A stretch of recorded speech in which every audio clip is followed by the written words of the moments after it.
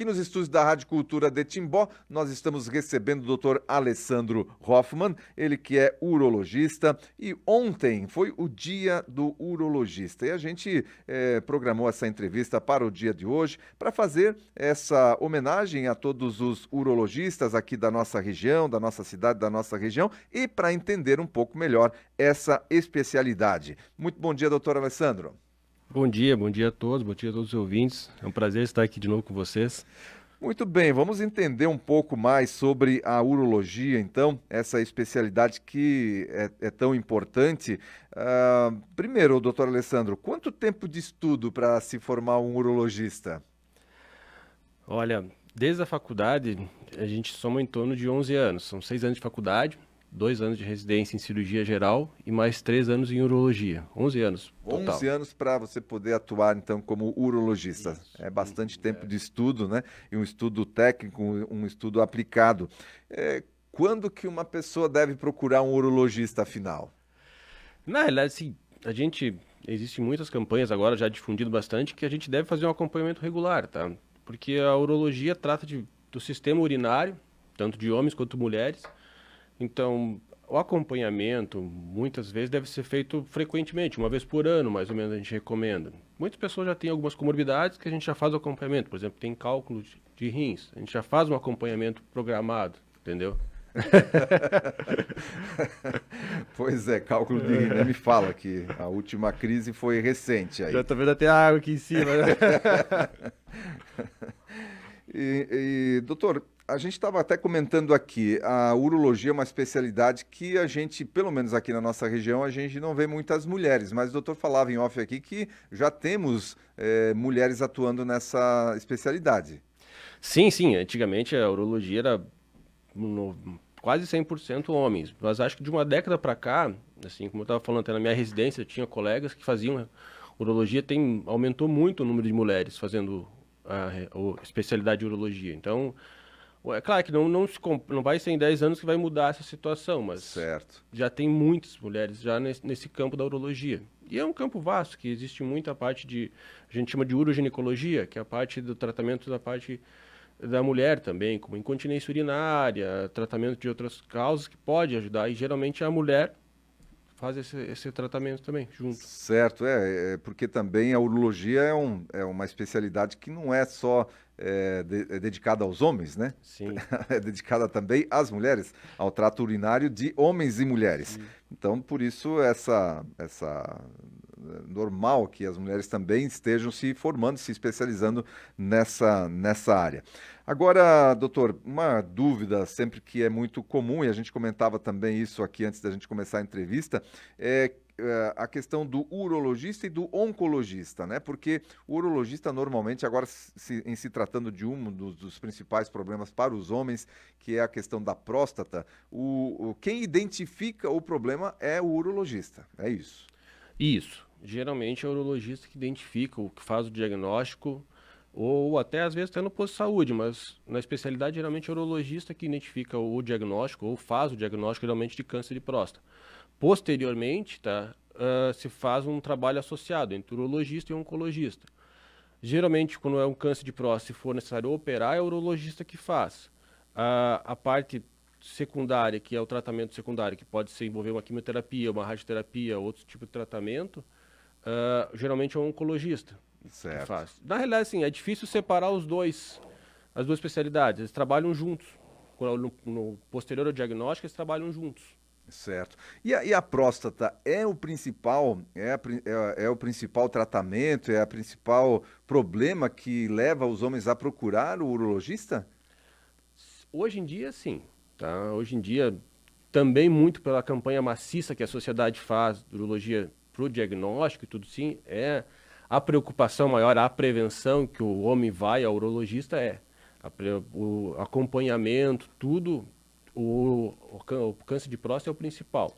Claro que quando a gente vai conversando, acompanhando depois, a gente vai vendo que tem outras situações que podem acontecer também. Certo. Mas o que chama muito o paciente para o urologista é a prevenção ao câncer. Ao câncer de próstata. E a mulher, quando é que ela deve buscar o urologista?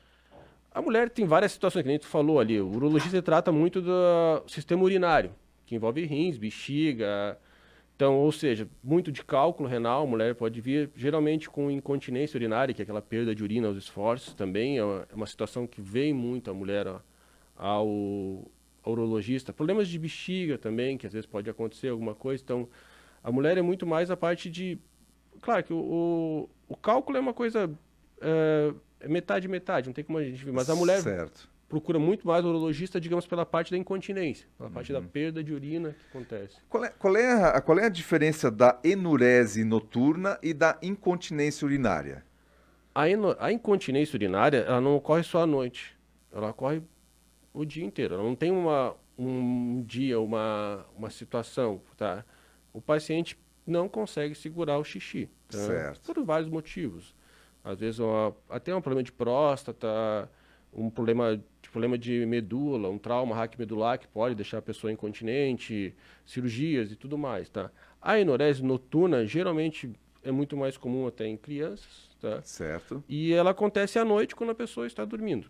Ela se Certo. caracteriza por isso. Então, e geralmente é por uma situação de sono, essas coisas que não consegue segurar ou não tem a propensão. Criança acontece muito isso. Né? Certo. Mas aí tem tratamento para esse tipo de situação? Para enurese? Isso. Tanto os dois têm, né? Continência Certo. também, mas Certo. a enurese tem.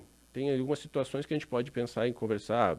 Tem tratamentos tanto de medicamentos, tratamentos comportamentais que a gente fala, para a gente tentar trabalhar a criança para conseguir ver se reduz essas situações de urinar à noite, entendeu? Certo.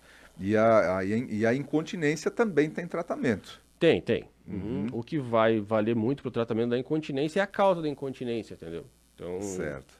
tem desde tratar a incontinência até, digamos, como eu falei, até de traumas raquimedulares, essas coisas, o paciente fica incontinente, até de esfíncteres artificiais, que pode ser colocado para reduzir essa perda de urina. Certo.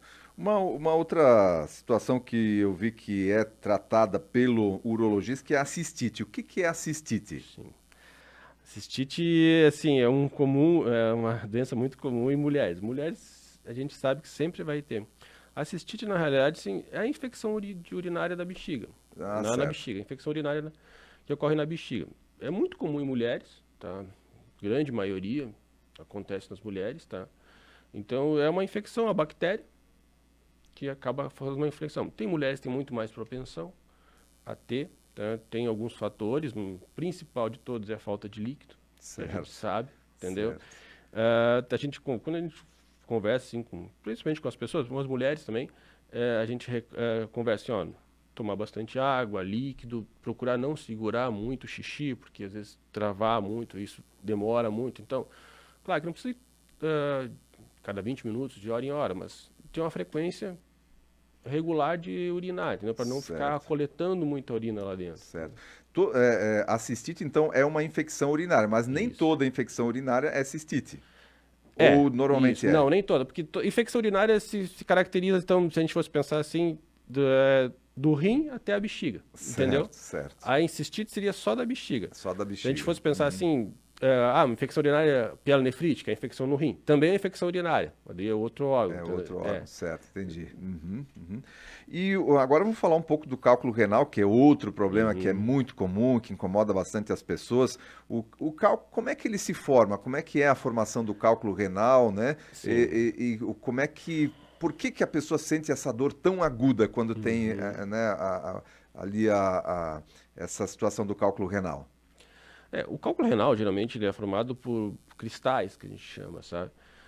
A maioria é de oxalato de cálcio, tá? Tem distruvita, essas coisas, ácido úrico também, mas a maioria é de oxalato de cálcio.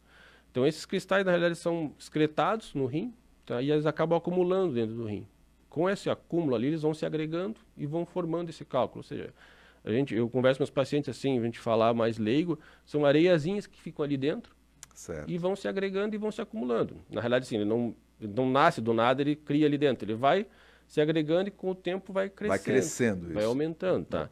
É claro que nem está falando, a medicina tem uma exceção, né? A gente vê que pessoas formam, demoram tempo, ficam até 5, 6 anos sem ter cálculo, sem ter cólica, e vê que tem outros que em 30 dias conseguem formar um cálculo já, sabe? Depende muito da propensão da pessoa também, sabe? Certo. É que nem a gente falar de tamanho de cálculos, para sair ou não, tá? A gente sabe que tem pacientes que conseguem expelir mais fácil um cálculo, outros demoram mais, sabe? Então, tem paciente, eu estava conversando com uma paciente minha esses dias, primeira vez, eu falei, ó, eu não sei quanto tempo vai demorar, mas eu sei pacientes meus que eu conheço já há mais tempo, que eu sei que em 24 horas ele espelha, entendeu? Certo. Ele tem uma... Mas é variado, assim, mas basicamente são cristais que se formam ali que vão acumulando fazendo esse cálculo. Certo. E por que dá essa dor tão aguda? Porque daí é uma parte anatômica que a gente vai falar. O rim geralmente ele é grande, tem em torno de média de 10 a 12 centímetros, e ele sai num canalzinho, que a gente chama, vai estreitando um canal, e tem um canal que liga o rim até a bexiga, que chama ureter. Só que esse canal que liga o rim e a bexiga, ele tem aproximadamente em torno de uns 5 milímetros de diâmetro. Entendeu? Então ele é Certo. muito estreito. Certo. E a dor causada mesmo quando ele sai do rim e desce para esse canal. Certo. É nessa passagem ali Nessa pelo passagem, canal. porque o canal é estreito. Quando ele vai para a bexiga, ali na Isso. bexiga ele de novo fica Depois da ali. bexiga ele é maior, daí já, por exemplo, alivia bastante a dor, Certo, sabe? certo. Mas essa descida do trajeto do rim até a bexiga é o que dá a cólica realmente. Esse canal, ele deve ter aí uma sensibilidade muito grande, porque a dor, para quem sabe, né, do que eu estou falando, Sim. sabe que a dor é grande. Então, ele tem, além de ser estreito, ele deve ter alguma, sensorialmente falando ali, deve ter muitos sensores de dor ali, né? Sim, não, e ele é bem inervado e assim, o principal dele, ele tem uma camada muscular muito forte, porque ele contrai para jogar a urina para baixo. Ah, certo. Então ele vai apertando. Apertando. Então, nessa hora que ele. E quando tem um cálculo, ele tenta fazer mais força ainda para apertar mais. Então, essa contração que a musculatura faz ali é a pior da dor. Certo, Entendeu? certo. É que a gente conversa com o paciente. O paciente sobe nas paredes e Sobe não tem. parede mesmo, né? Sobe parede mesmo. E, por exemplo, eu fiz agora, na última vez que eu fiz ultrassom ali, foi identificado, estava com 3 num lado, 2 no outro, fora aquele que já tinha passado. que tinha passado. Esses cálculos que ficam ali, eles podem se desmanchar. Por exemplo, agora, aí a gente dá aquela relaxada na água, e depois que acontece, tu volta de novo a tomar bastante água. Tomando bastante água, a tendência é ele se dissolver ou ele sair só? O cálculo depois de formado, ele não se dissolve. Não se dissolve. Não tem Não tem como jeito. a gente, não, a gente não Não consegue tem fazer. abacaxi com coca, não tem nada. Abacaxi com coca quente ainda tem que ser. Não, infelizmente não tem uma solução mágica para dissolver ele. O que acontece? Que geralmente quando esses cálculos são, por exemplo, deve ser do teu caso, são cálculos pequenos. Então, às vezes, como tu aumenta a quantidade de líquido também, tu consegue expelir mais fácil, desce mais fácil esse cálculo, são pequenos, passam. Então, às vezes, quando a gente vai repetir o ultrassom para acompanhar, Não tem mais. não tem mais, entendeu? Certo. Dá a sensação que foi diluído pela água, mas na realidade ele foi expelido. Expelido. Só era pequeno e acabou Isso, passando sem às dor. às vezes como a pessoa assim, tem um limiar de dor tão grande por causa da cólica, nessa hora dá uma dorzinha leve, Sim. a pessoa Pô, releva e passa embora, entendeu? Às vezes Certo. a pessoa assim, tu vai perguntar para ela, não tive nenhuma dor. Daí tu volta a conversar com ela, não, eu tive uma dorzinha uma hora ali que eu nem cheguei a tomar remédio e passou. Às vezes foi essa situação que... E a água é o principal remédio mesmo do cálculo renal? Para prevenção, sim. Para prevenção O é a líquido, água. O líquido. É claro que a gente fala água, mas Sim. chá também, Certo. cerveja. O Aldori já veio com a pode cerveja. associar, mas não que seja o fator principal. Eu converso com os pacientes, até eu falo, às vezes, até paciente que não gosta de água, eu falo, toma, hoje em dia água saborizada também pode. Tentar mudar um pouco o chá também. Certo. A cerveja, não só a cerveja, mas também ajuda. Também ajuda, é líquido afinal, É né? líquido. É líquido afinal.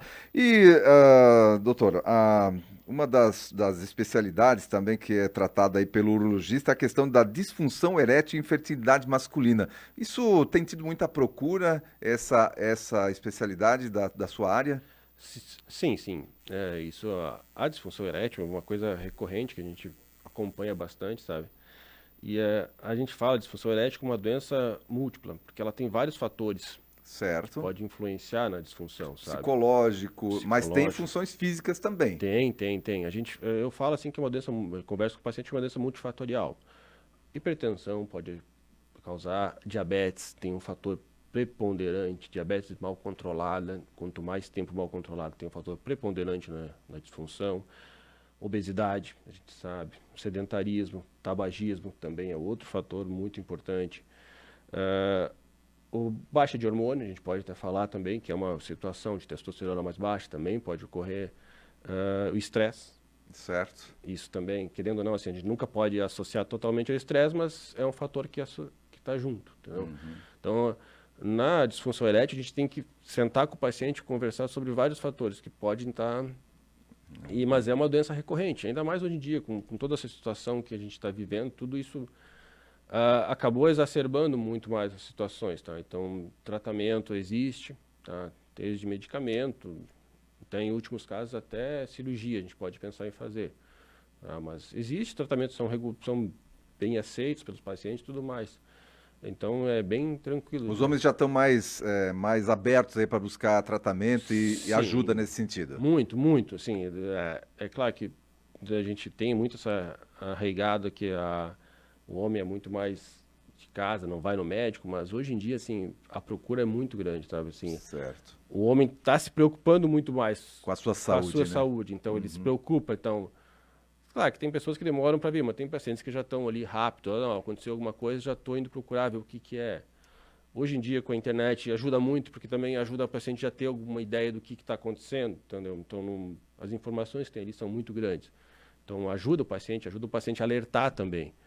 Por exemplo, uma coisa que a gente nem conversou, mas o câncer de testículo. Certo. E é uma coisa fácil de tu diagnosticar, porque é só tu, semelhante à mulher, o exame de mama, só tu fazer o exame de testículo. Uma vez por mês, palpar os testículos, tu vai ver se tem alguma alteração, porque ele é um órgão externo. Então é uma situação que é fácil de tu diagnosticar e... Sim, procurar ajuda. Certo. Olha, doutor, quero agradecer a sua participação aqui no Repórter Cultura de hoje, como uma forma de a gente homenagear aos urologistas pela passagem do dia do urologista, mas também de esclarecer mais sobre essa função, sobre essa especialidade da medicina. A gente quer agradecer demais essa participação, foi bastante produtiva a nossa conversa por aqui, bastante agradável também. O doutor Alessandro atende hoje onde, doutor Alessandro? Eu atendo aqui em Timbó, no Sensite. Certo. Tá, geralmente, só conversaria, o telefone é 3306-9090. Certo. Tá? Aqui em Timbó, somente ali. No Sensite. Doutor Alessandro é de Timbó? Não. Eu estou morando aqui já 2013, 9 anos. Já. 9 anos que mora em Timbó já. Mas veio de onde? Minha história, eu sou gaúcho. É gaúcho. Sul, fiz faculdade, bastante gaúcho por aqui. Fiz faculdade em Santa Catarina, na Univale, Itajaí. E acabei indo fazer residência no Rio de Janeiro, de cirurgia e de urologia. Certo. Quando acabou a residência, eu voltei para cá. Ficou. Então, que bom que veio para Timbó. Doutor Alessandro, um abraço, obrigado pela participação no Repórter Cultura. Obrigado, abraço, prazer estar aqui de novo.